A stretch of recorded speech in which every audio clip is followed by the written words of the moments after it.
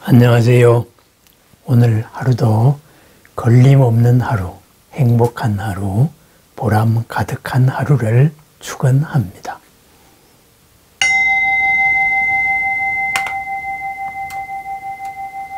훈습이라는 말이 있습니다. 훈습, 향기 훈자에다가 습, 익힌다 이런 말입니다. 그러니까 훈습이라는 말은 어떤 선이다, 악이다, 기타 등등 여러 가지가 배어드는 것을 말합니다. 그래서 비유를 말하자면은 옷 자체에는 향기도 없고 그리고 더러운 냄새도 없습니다. 그렇지만은 옷이 향기를 가진 것, 사향이나 이런 것을 가지고 있으면은 그 향기가 옷에 배어드는 것입니다. 그것을 훈습이라고 말합니다. 그러면은 훈습의 결과로는 어떻게 되겠어요? 향기가 원래 없는 옷이었는데 향기가 있는 옷으로 된 거죠. 그죠? 닮아서, 그죠? 다른 성질을 띠게 된 것을 말합니다. 그래서 그러면은 이러한 의복에 향기가 훈습되었다. 그럼 의복에서 향기가 나잖아요. 그럼 의복에 남아있는 향기, 그거를 가지고 습기다 또는 종자다 이렇게 표현을 합니다. 왜? 종자라는 것은 다시 또 무엇을 딴 인연으로서 싹트기를 바라는 그런 것입니다. 그래서 이 훈습은 그죠? 마주하고 있는 인과 연 사이에서 서로가 영향을 주는 것입니다. 서로가 영향을 주는 습관적인 행위, 그죠? 자동적으로 영향을 주는 것, 이런 것을 말합니다. 우리들의 모든 언행들, 그리고 모든 생각들, 그죠? 이런 우리가 의지를 가지고 또는 의도를 가지고 하는 모든 행위들은 그것은 그 자체가 업입니다. 그죠? 그 업의 드러남입니다. 업의 드러남. 그래서 드러나서 행한다. 그래서 현행하는 업이다. 이렇게 말합니다. 그러면은 이 현행하는 업은 어떻게 되겠습니까?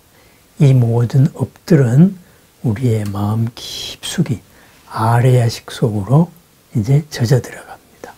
아레야식에 저장됩니다. 그럼 아레야식에 저장되면 어떻게 되겠어요? 그것이 종자지요. 이름 붙일 수 있는 종자다 해서 명언종자라는 말을 드렸습니다. 그렇게 해서 현재 일어난 모든 일들, 하고 있는 것들이 아레야식에 저장이 됩니다. 그럼 뭐예요? 아레야식 자체에는 현재의 업이 없었습니다. 그런데 현재의 업이 들어갔습니다. 그래서 아레야식을 훈습을 하는 겁니다. 그래서 현행이 아라야식에 있는 것을 훈습을 한다. 그러면 아라야식에는 또 다른 업들이 있잖아요. 다른 업의 종자들이 있잖아요. 그것에도 영향을 미칩니다. 그래서 현재의 이 업이 과거의 모든 업에 대해서 영향을 미칩니다. 아라야식 속에 남아있는 모든 업에 영향을 미칩니다. 또한 마찬가지로 현재의 내가 뚜렷한 어떤 업, 이 의지나 의도가 없을 때는 어떻게 되겠습니까?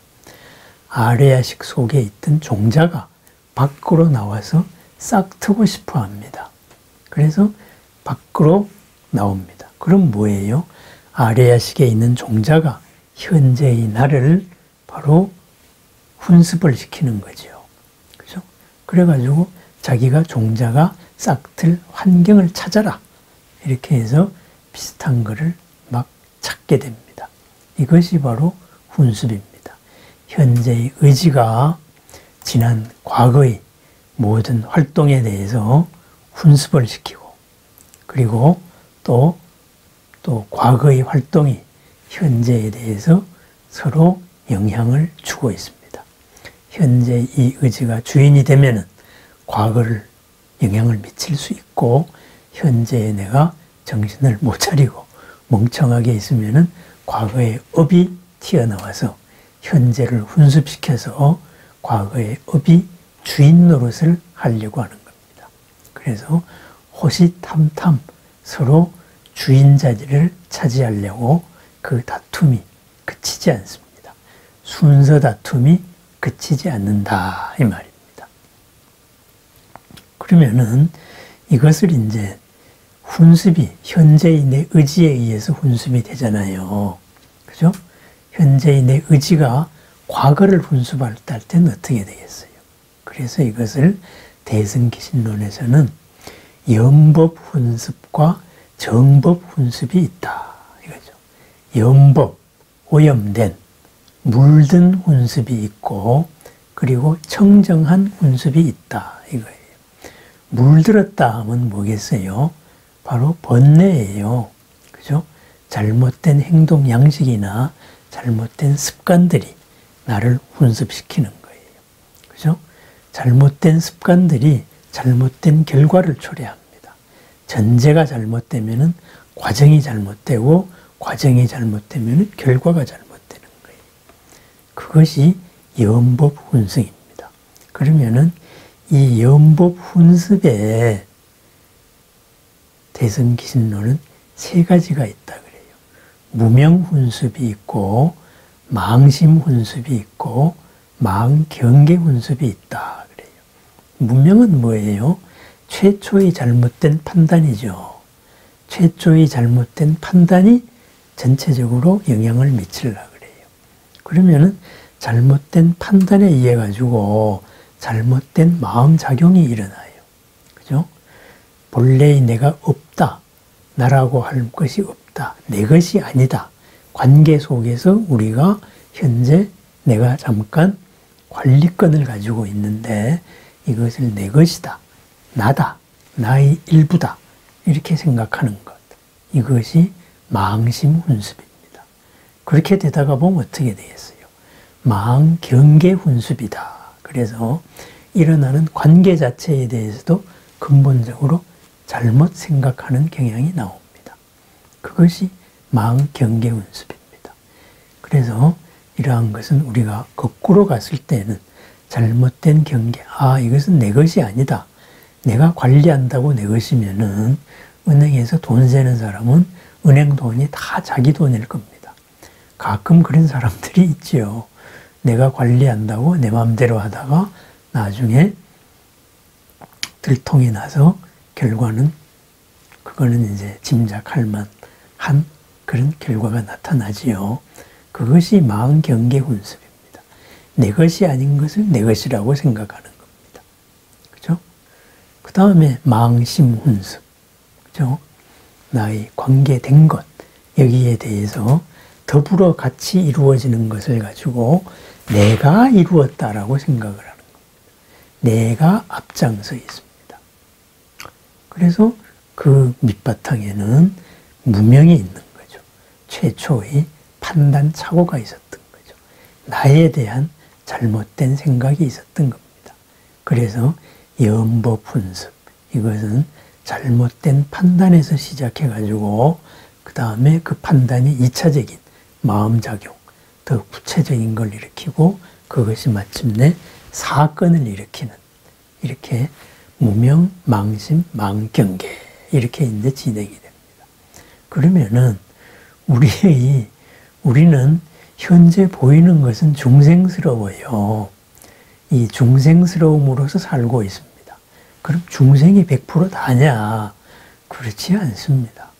우리의 본래 모습은 무명이 아니고 밝음이에요. 반야의 밝음이고 그 밝음으로서 모든 것을 드러낼 수 있습니다.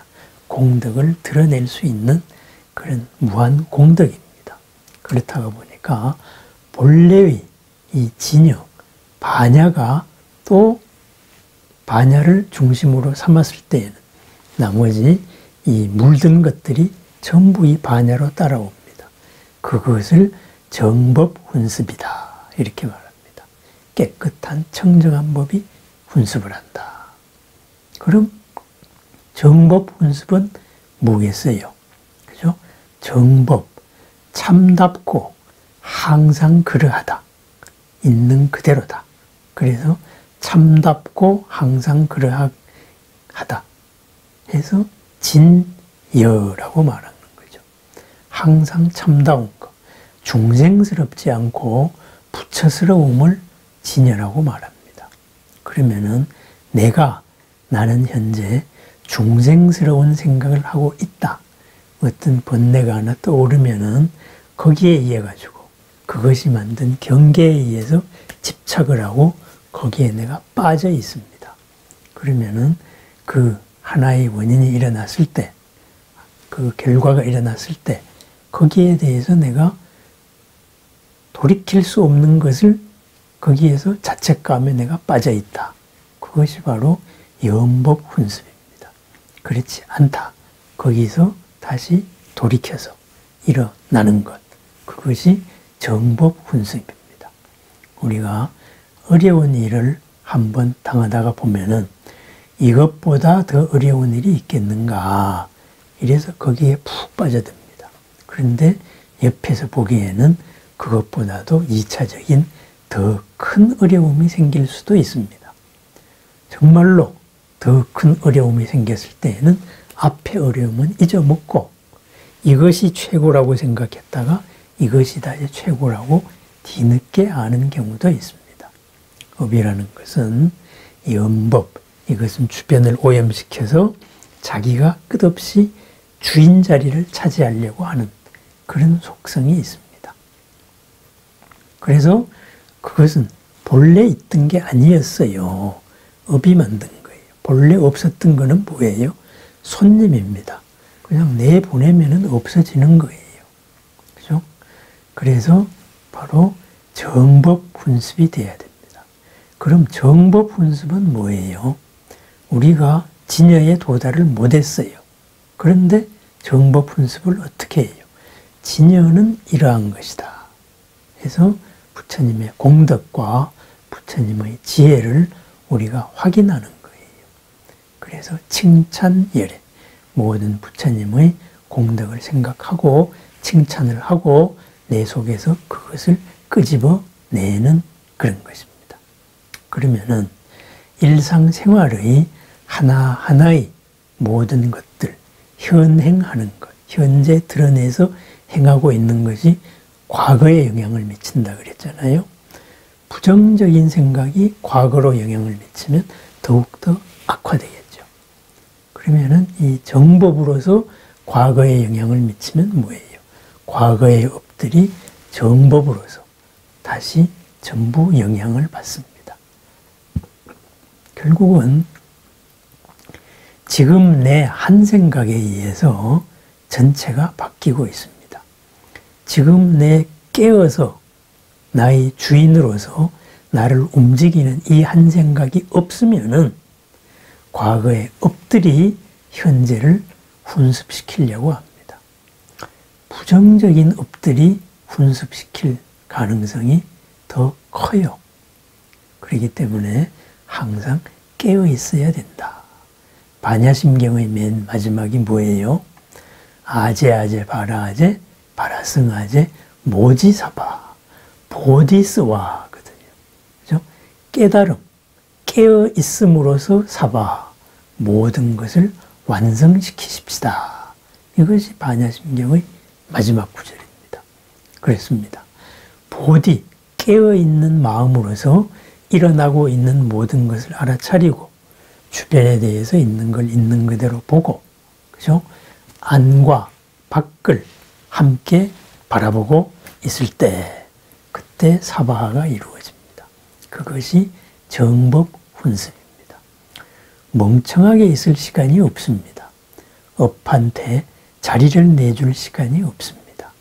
우리는 항상 본래의 반야로서, 그리고 그 보리로서 항상 깨어서 나날의 주인으로 살아나가는 정법 훈습의 나날을 살아가야 합니다.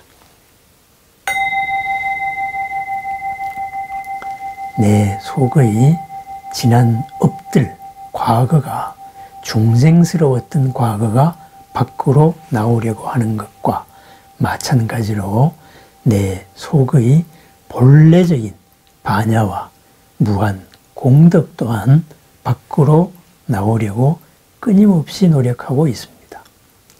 무엇을 선택할 것이냐? 현재의 내 마음이, 내 주체가 선택을 합니다. 무엇을 선택해야 할까요? 그죠? 바로 반야가 선택을 해야 됩니다.